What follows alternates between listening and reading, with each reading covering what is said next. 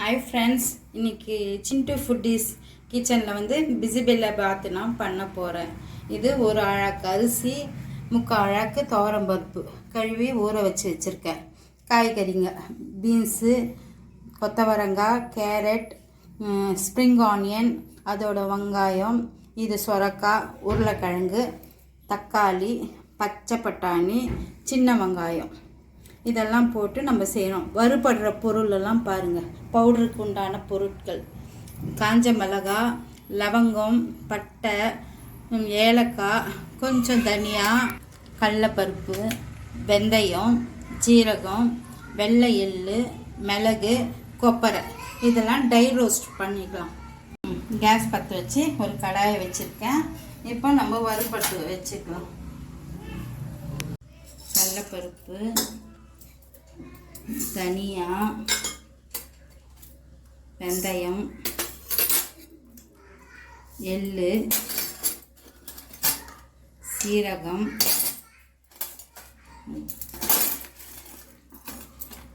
பட்டை, ஏலக்காய், லவங்கம், மிளகு, காஞ்ச மிளகாய்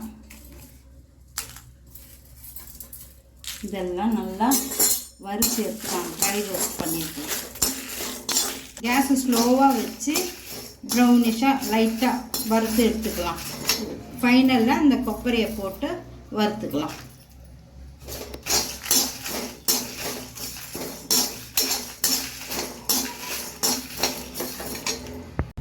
பாருங்கள், இப்போ ஒரு பாத்திரம் வச்சுட்டேன். இப்போ நம்ம எல்லா காய்கறியும் சேர்த்துடலாம். சேர்த்துட்டு அரிசி பருப்பு ஊற வச்ச பாருங்க அதெல்லாம் சேர்த்துட்டு நம்ம ஒரு 2-3 விசில் விட்டுட்டு அப்புறம் தாளிப்பை காமிக்கிறேன். இப்போ பாருங்கள், சேர்க்குறத பாருங்கள். ஃபஸ்ட்டு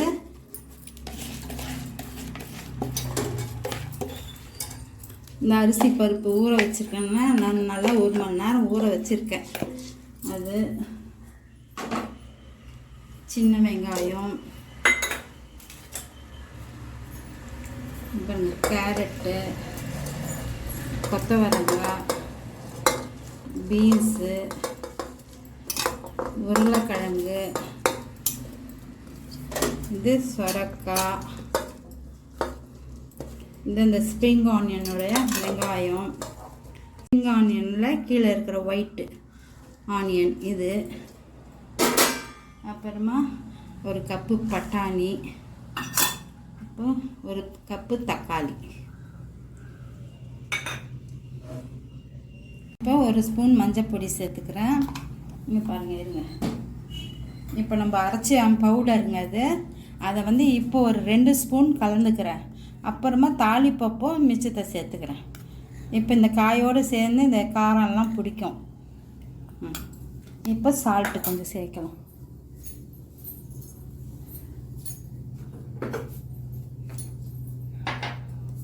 இன்னும் நான் தண்ணி விடலை. சால்ட்டு நம்ம டேஸ்ட்டுக்கு ஏற்ற சால்ட்டு. இது ஒரு சின்ன எள்ளும் இது நெல்லிக்காய் சைஸ் அளவு நான் புளியை கரைச்சி வச்சுருக்கேன். அது நம்ம இது வெந்து வந்த பிறகு நம்ம சேர்த்துக்கலாம். இப்போ தண்ணி சேர்க்குறேன்.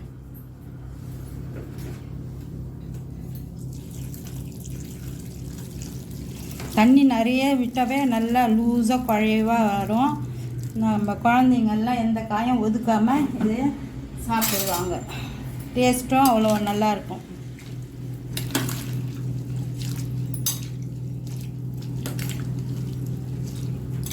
ஹெல்த்தி ஃபுட்டு எல்லா வெஜிடபிள்ஸும் இருக்குது இல்லைங்களா. இப்போ நம்ம குக்கரை ஆன் பண்ணிவிட்டு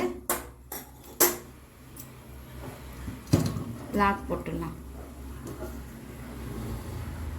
லாக் போட்டு விசில் ஒரு 3-4 விசில் விட்டு இது வந்ததும் பார்க்கலாம். 4 விசில் வந்துடுச்சுங்க. இப்போ நம்ம ஓப்பன் பண்ணி பார்க்கலாம். இப்போ புளியை கலந்துட்டுருங்களாமா.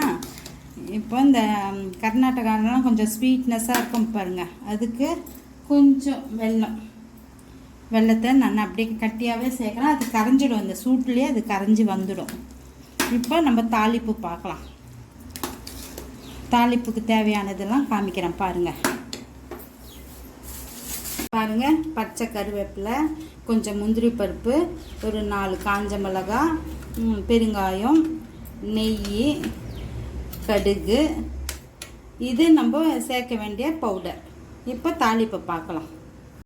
ஒரு தாளிப்புக்கு ஒரு கடாய் வச்சுட்டேன். கடாய் ஹீட் ஆனதும் ஒரு கப்பு ஆயில் சேர்த்துருக்கேன். நெய் கூடவே சேர்த்துருக்கேன். அது கலந்து சூடாகட்டும், தாளிச்சிடலாம். காஞ்சிச்சு. இப்போ கடுகு போட்டுடலாம், காஞ்ச மிளகாய் போட்டுடலாம், முந்திரி பருப்பு போட்டுடலாம், பெருங்காயம் நல்லா தட்டி விட்டுட்டு நம்ம வச்சுருக்க பவுடரை சேர்த்துக்கலாம். இப்போ கலர் வரும், நல்ல கலர் வரும். இப்போ ஆஃப் பண்ணிவிட்டு கருவேப்பிலையை சேர்த்துக்கலாம். அவ்வளோதான். இப்போ எடுத்து நம்ம குக்கரில் சேர்த்து கலரி காமிக்கிறோம் பாருங்கள்.